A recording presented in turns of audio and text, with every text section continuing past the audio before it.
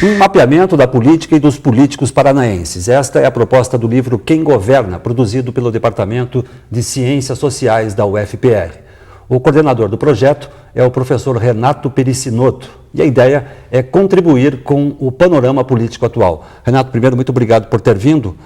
Parece que para a gente entender essa crise política nacional é primeiro necessário entender a política estadual, seria esse o foco do livro? Só uma observação inicial antes, o livro, ele na verdade foi coordenado por mim e outros 3 professores, né? A pesquisa, né, foi coordenada por mim e outros 3 professores, o professor Adriano Codato, o professor Sérgio Braga e o professor Mário Fux, e foi elaborado dentro do Núcleo de Pesquisa em Sociologia Política Brasileira, que conta com a participação de vários alunos e pesquisadores. E a intenção inicial do livro, pelo menos uma das intenções iniciais do livro, era isso a que você se referiu, ou seja, não dá para entender a política nacional falando só de Brasília, né? É preciso falar também das políticas regionais, ou seja, das políticas que ocorrem no Estado. Quem são os homens e as mulheres que fazem a política que ocorre no Estado? Como é que os partidos, por exemplo, se organizam diferentemente nos estados? Os partidos têm muitas especificidades, as elites políticas têm algumas especificidades. Então é preciso ver, ainda que haja poucos estudos regionalizados, né, os cientistas políticos em geral focam o que acontece em Brasília, o que acontece no sistema político nacional, é preciso começar a olhar um pouco para os estados, né? Então, quanto mais estudos existirem sobre os estados, mais completo será o mapeamento da política nacional e há um acréscimo interessante aí do ponto de vista do ganho científico, que você pode fazer estudos comparativos, né? O que é que diferencia, por exemplo, o Paraná de São Paulo, ou do Rio Grande do Sul, ou o sul do Brasil, do centro-oeste ou do sudeste, coisas que características regionais que nós não ainda temos claramente delimitadas, porque os estudos regionais ainda são muito... Durante o livro, inclusive, você chama o Paraná de terra incógnita. Por quê? Porque estudos científicos sobre a política paranaense, eles são muito raros, né? Na verdade, só muito recentemente, né? E eu acho que não só eu, como outros colegas do Departamento de Ciências Sociais têm contribuído para isso, né? E não apenas da Federal, também da Universidade Estadual de Londrina, por exemplo, a UniOeste também, estão começando agora a contribuir para estudos sistemáticos, exaustivos, propriamente científicos, ou seja, com rigor metodológico sobre a política paranaense. Para você ter uma ideia, quando nós fomos fazer um mapeamento da literatura sobre elites políticas no Paraná, nós ficamos basicamente órfãos, porque não tinha quase nada. O que nós encontramos era basicamente livros laudatórios, né, de pessoas que faziam uma memória daquele líder político. Pouquíssimos, né? Na verdade, você tem o encontro e estudo do professor Ricardo de Oliveira, lá do Departamento de Ciências Sociais. Por que você chama de elite política? A definição é um pouco operacional, ou seja, a elite política se refere ao conjunto de indivíduos que controlam os principais cargos políticos, né, os principais postos de mando dentro do território regional do Paraná. Então, do ponto de vista, inclusive, do procedimento metodológico, sempre que você vai começar uma pesquisa, você precisa um pouco deixar claro quais são as suas definições e como elas serão operacionalizadas, né? Então, nós partimos desse pressuposto metodológico, que tem algumas vantagens e tem alguns limites, né? O pressuposto metodológico era de que, de alguma maneira, o poder passa pela mão dessas pessoas que ocupam os postos estaduais, né, os postos formais de mando, né, o parlamento, né, os cargos no Estado, que nós chamamos de elite administrativa, e a chefia dos partidos políticos. Certamente essas não são as únicas pessoas que conseguem interferir no processo decisório na política regional, né? Existem pessoas e grupos fora desses cargos que também interferem. Mas aí o mapeamento começava a ficar muito difícil, né? Porque você aí tem que fazer um acompanhamento muito mais próximo, muito mais qualitativo de como funciona a política para conseguir identificar se associações de classe participam do processo decisório, se existe alguma espécie de iminência parda, etc. Mas aí isso ia dificultar muito a pesquisa. Então nós resolvemos delimitar a elite política a essa definição e fazer um estudo desse grupo. Com bastante rigor, nós aplicamos um survey, né, que é um questionário, nós processamos esses dados. Né, Quem respondeu a esse questionário? No total de pessoas do universo inicial que seria a pesquisa, nós tivemos um retorno algo em torno de 65%, 70%, o que é muito bom para esse tipo de estudo, né? Então nós fizemos a seguinte divisão, nós definimos como elite política regional os indivíduos que ocuparam os cargos estatais de secretário do Estado, chefe da polícia, etc., presidência de empresas estatais. Os que são o que nós chamamos de elite parlamentar, os deputados do período, né, período em que o Jaime Lerner foi governador. Pois é, a gente ainda não disse, esse foi o foco do estudo, né? No período de 95 a 2002. De 95 a 2002, exatamente. Porque por duas razões, né? Uma de que é um período importante da história do Paraná, né? O governo Lerner produziu Você diz, inclusive, que desde o governo Ney Braga, nenhum outro governo causou tantos impactos ao Estado como o governo do Lerner de 95 a 2002. E por isso o foco nesse período. Então, nós justificamos, na verdade, o foco sobre o governo Jaime Lerner por duas razões. Uma razão de ordem histórica que é essa, né? Porque acho que foi um governo que, como a gente diz na apresentação, né? Não cabe dizer nessa altura do campeonato, né? Nesse tipo de trabalho, se foram impactos positivos ou negativos, mas produziu certamente impactos importantes na estrutura econômica do Paraná. É um grupo político que há muito tempo ocupa posições estratégicas na política regional. Então essa era uma justificativa da importância desse grupo para a própria política regional. A outra justificativa é que era um governo recente, ou seja, os membros do governo e do parlamento nesse período estavam por aí. Então, nós tínhamos uma facilidade de acessá-los para aplicar o survey. E todo esse pessoal foi ouvido nesse questionário? Então, digamos assim, de um universo de 100%, nós conseguimos entrevistar em média 70%. Algo de 65%, 70%. O que é muito bom. Para alguns setores foi ainda maior, por exemplo, para os secretários de Estado foi ainda maior. Para os parlamentares foi mais difícil porque era época eleitoral. Nós tivemos o azar de bater com um ano eleitoral, e aí você não encontra os parlamentares que estão, enfim, fazendo campanha, esse tipo de coisa. Mas, enfim, no geral foi um retorno muito bom e acho que a gente poderia, inclusive, pegar as afirmações que estão contidas no livro, em função do número de pessoas entrevistadas, e generalizar para a elite política regional desse período sem maiores problemas. Né? Tem um capítulo, por exemplo, que trata da questão da venda da Copel. Exatamente. Porque o livro é estruturado, na verdade... A marca do governo. O livro é estruturado em 4 partes, né? As 3 primeiras partes são estudos, né, dos atributos, digamos, dessa elite política, então, de onde eles vêm, né, estudos de sua carreira, estudos da sua origem social e estudos dos valores políticos que esses indivíduos têm em relação à democracia, se eles defendem a democracia, se eles acham que a democracia é a melhor forma de governo, o que eles entendem por democracia. E a 4ª parte é um estudo de alguns casos particulares.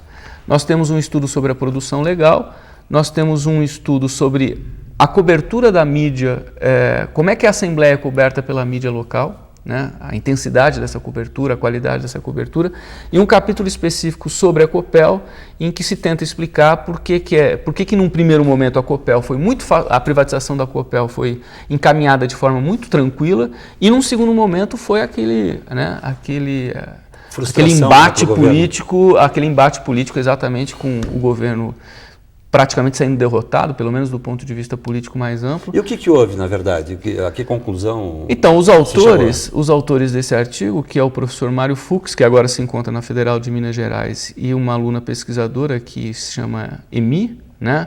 Os autores concluem que o elemento estratégico aí para você entender esse processo é a publicização do caso. Então, há toda uma discussão, inclusive, sobre o problema da democracia. Tem alguns autores que definem a democracia. A democracia é a publicização dos conflitos.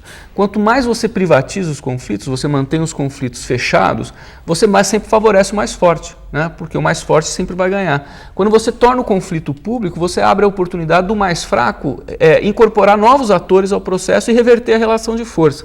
Então foi isso mais ou menos que aconteceu com a Copel. Num primeiro momento, como a coisa foi decidida muito intramuros, o governo ganhou tranquilamente.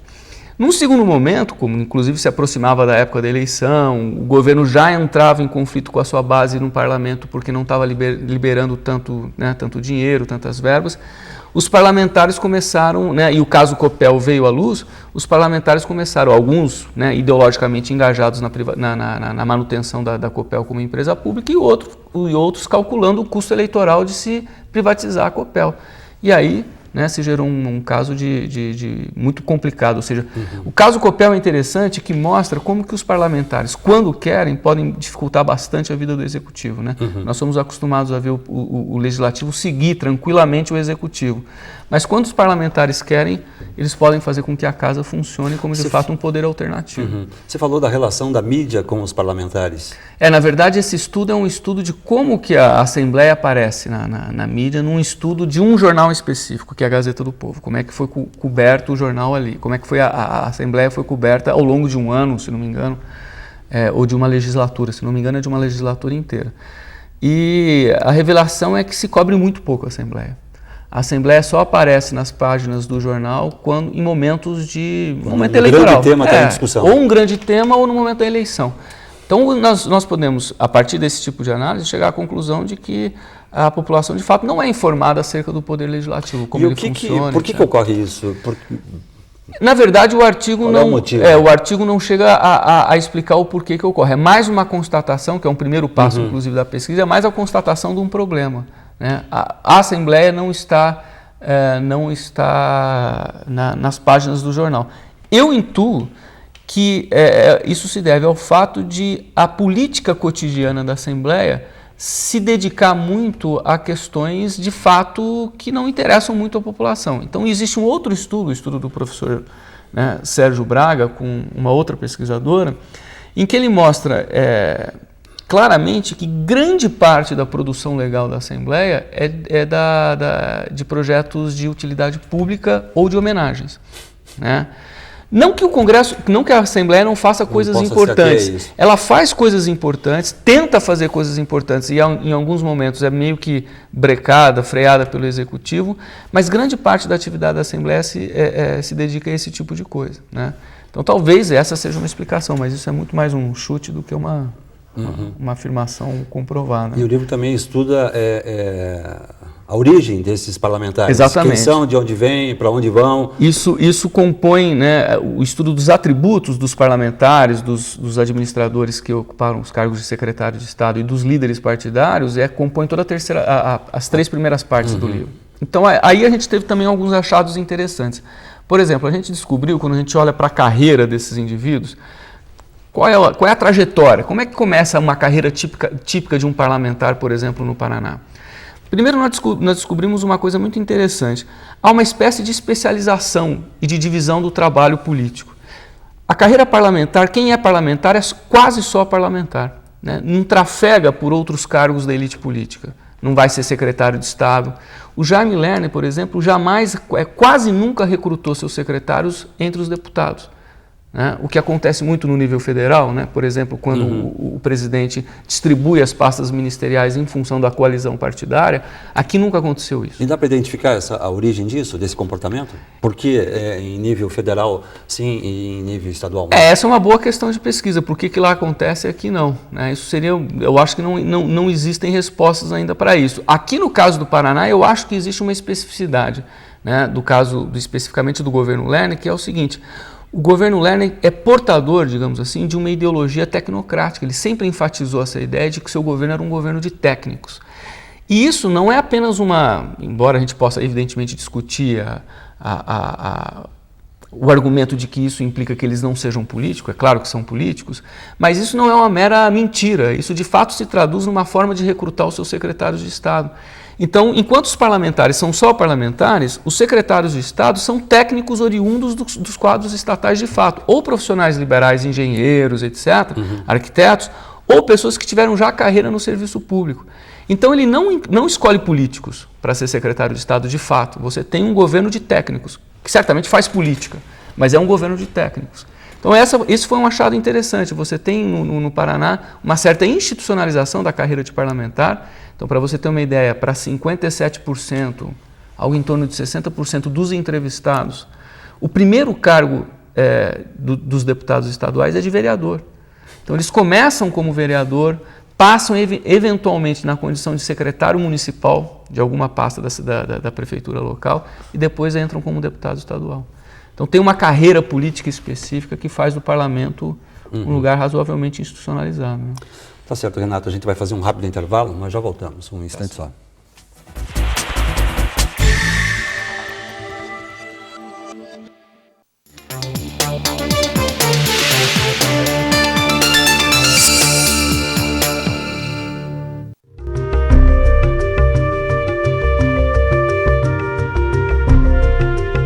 O bonito muitas vezes sai caro.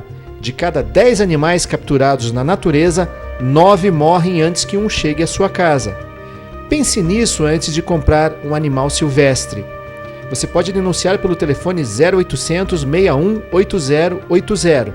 A ligação é gratuita e sua identificação é mantida em sigilo.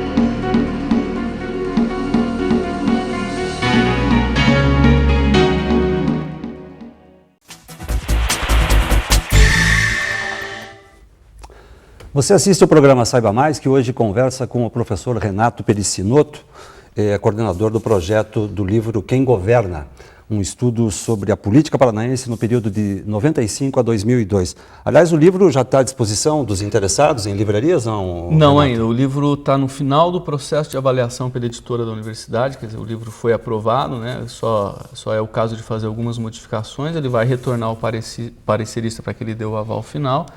E ele vai ser encaminhado para publicação provavelmente um pouco mais para o final do ano. Né? Mas está no final do processo. Eu imagino que no final do ano talvez o livro seja publicado. Né? Até janeiro, fevereiro, eu acho que sim. Eu acho que na verdade antes disso. Né? Acho que na verdade já no final desse ano mesmo acho que já pode ser encontrado nas livrarias. E como a gente disse aí no primeiro bloco e agora na abertura do segundo, o estudo se concentrou, focou a política do Estado nesse período de 95 a 2002, mas tem um outro projeto já tratando do atual governo. Então, na verdade, o nosso objetivo é pegar esse mesmo questionário que nós aplicamos ao período 95-2002 e repetir essa aplicação a cada novo governo. Então nós já fizemos... Para não perder o fio da meada. Para não perder e depois você poder fazer estudos comparativos, estudos inclusive, né, que a gente chama de estudos diacrônicos, como é que as coisas vão se transformando ao longo do tempo, que é o que é, na verdade, o mais interessante. Né? Então sobre o período 2003-2006 já foi feita a coleta, também com um retorno muito bom, nós cobrimos um número muito grande de parlamentares, de secretários de Estado, de líderes partidários. E agora nós estamos aguardando a eleição de 2006 e no ano que vem nós aplicaremos de novo o mesmo questionário para esse conjunto de membros da elite política regional. Eu sei que esse trabalho atual está já em fase de conclusão. Dá para estabelecer aí um parâmetro? Dá para dizer alguma coisa sobre o atual governo e o anterior? São muito distantes mesmo? As administrações são muito diferentes? A gente ainda não trabalhou o banco de dados do período 2003-2006, né? Mas certamente as diferenças são muito pequenas no que diz respeito aos parlamentares, porque o recrutamento independe do governador. Então é pela via eleitoral, né? É a população que escolhe os parlamentos. Em geral, o recrutamento para o parlamento tende a funcionar um pouco da mesma maneira, né? Então talvez o perfil dos parlamentares sejam muito parecidos em relação ao período anterior. No caso do secretariado recrutado pelo atual governo, em comparação com o período anterior, eu acho que provavelmente a gente vai encontrar diferenças do ponto de vista do perfil de carreira, imagino, mas isso a gente ainda não mexeu no banco de dados. Eu queria só dar uma informação sobre o banco de dados. Toda vez que a gente monta o banco de dados, esse banco de dados é público, né? E aí ele tem sido colocado à disposição da população acadêmica, enfim, da população em geral, quem quiser acessar, no site da Associação Nacional de Pós-Graduação em Ciências Sociais, que tem lá digamos assim, um link que se chama CIS, né, que é Consórcio de Informações Sociais. Então, vários pesquisadores que, uma vez feitos seus bancos de dados, mandam para o CIS e esse banco de dados com o livro, código, com todas as informações necessárias, inclusive as publicações ligadas àquele banco de dados, o pesquisador ou qualquer pessoa interessada pode acessar e baixar o banco de dados e manipular o banco de dados de acordo com seus interesses, desde que, evidentemente, faça referência à origem do banco, né? Então, esses bancos também estão à disposição da população. Voltando à questão do período do estudo anterior, 95 a 2002, a gente no primeiro bloco falou sobre um dos impactos provocados por esse governo, que foi a tentativa da venda da Copel. Certo. Um outro impacto que com certeza não deve ter passado batido pelo livro foi a industrialização do Estado. Certamente. Que causas isso provocou ao Estado? Que caminhos o Estado tomou a partir desse período? Então, na verdade, a industrialização como uma decisão de política econômica, ela não foi objeto de estudo do livro, né? Mas a industrialização foi um dos elementos, né, ou pelo menos a proposta de industrialização, de trazer o parque industrial aqui para a região de Curitiba, foi uma das razões pelas quais nós justificamos, digamos assim, a importância do estudo do Jaime Lerner, né? Que certamente foi uma decisão importante do ponto de vista econômico, do ponto de vista das decisões bastante polêmicas acerca de como atrair essas indústrias, né, com incentivo fiscal, esse tipo de coisa. Então, a tentativa de fazer com que o Paraná perdesse definitivamente a sua perspectiva mais agrária, mais agrícola, né? Coisa que, aliás, já vem acontecendo há algum tempo, independente das decisões do governo Jaime Lerner. Então, a industrialização foi uma das coisas que nos levou à conclusão de que era preciso estudar esse grupo. E eu acho que um pouco da natureza dessas decisões, isso também é uma coisa que tem que ser estudada, pode ser explicada pelo perfil ideológico, pelo perfil de carreira que nós encontramos no grupo, né, de pessoas, no próprio Jaime Lerner e dos secretários que o apoiaram.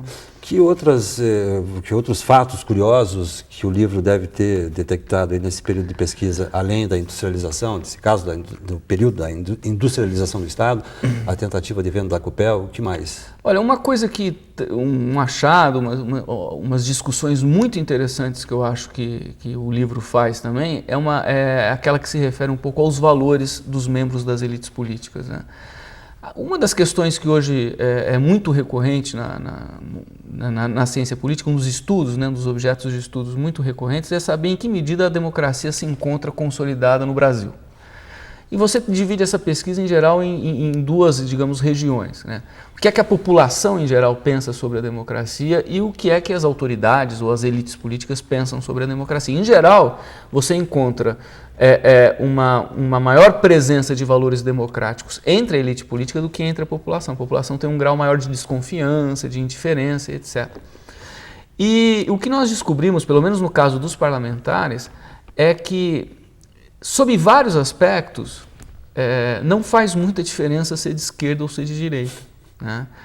Faz muita diferença ser de esquerda ou ser de direita no que diz respeito à ideia de que não se aceita de forma nenhuma a suspensão da democracia, né? Os deputados de esquerda ou de partidos de esquerda tendem a aderir mais ao regime desse ponto de vista do que os deputados de direita. Mas quando você faz perguntas sobre política social, sobre ampliação da participação política, você não encontra muitas relações entre ser de direita e ser de esquerda. Parece que a direita e a esquerda estão mais ou menos partilhando a mesma visão de mundo sobre como deve ser a política, como deve ser a democracia. Agora, a única diferença que você encontra é quando diz respeito à suspensão ou não do regime democrático, né? A esquerda tende a defender mais a manutenção do regime democrático do que os deputados de direita, pelo menos nos achados que nós tivemos em relação a esse grupo de pessoas. Isso foi uma coisa interessante, né? Porque nós achávamos que as diferenças seriam muito mais acentuadas e não foram tão acentuadas, né? Quer dizer, aí a gente volta ao início da nossa conversa, que é para você identificar essa atual crise política moral que vive o país, o mapeamento disso tem que começar mesmo pelos estados. Eu acho que é interessante você combinar estudos nacionais e estudos regionais para você entender o que as pessoas que fazem a política entendem sobre o que é a política, sobre o que é a democracia, de onde elas vêm, como é que isso pode explicar as decisões que elas tomam, né? Quais os impactos disso. Ontem nós estávamos discutindo com um professor que veio do Rio Grande do Sul, que tem uma tese muito interessante acerca do impacto da origem social na estruturação dos partidos políticos. Então, em geral, quando o indivíduo vem de uma origem social muito alta, que ele tem capital social, capital cultural, capital financeiro, ele depende menos do partido para promover a sua carreira política. Então, ele tende a enfraquecer o partido enquanto organização. Então, partidos que recrutam pessoas de origem social mais baixa, que não tem nenhum desses capitais, essas pessoas dependem muito da organização partidária para promover a sua carreira política. Então, isso tende a produzir um impacto no fortalecimento do partido. Isso é uma característica de cada região, de cada estado, ou isso é comum em todo o país? Ele está encontrando características, e na verdade ele faz um estudo de 3 países na América Latina, ele está encontrando características nos 3 países que um pouco reforçam essa ideia. E, na verdade, essa é uma tese um pouco antiga também da própria sociologia política, né, que diz que os partidos de fato organizados, de massa, são os partidos que nascem na classe operária. né? São os partidos que arregimentam pessoas que não têm recursos próprios para promover autonomamente a sua carreira política. E aí é que surgem os partidos tradicionalmente, os partidos mais programáticos, mais fortes, que funcionam de fato como uma organização, são partidos de esquerda. Né? Uhum. Agora, se pegando a nossa questão aqui, a nossa casa, o estado do Paraná, por exemplo, que foi colonizado, o norte do estado, foi colonizado por paulistas, mineiros, e essa colonização tem interferência no estado? Quer dizer, o norte do Paraná se comporta de uma forma e o sul de outra?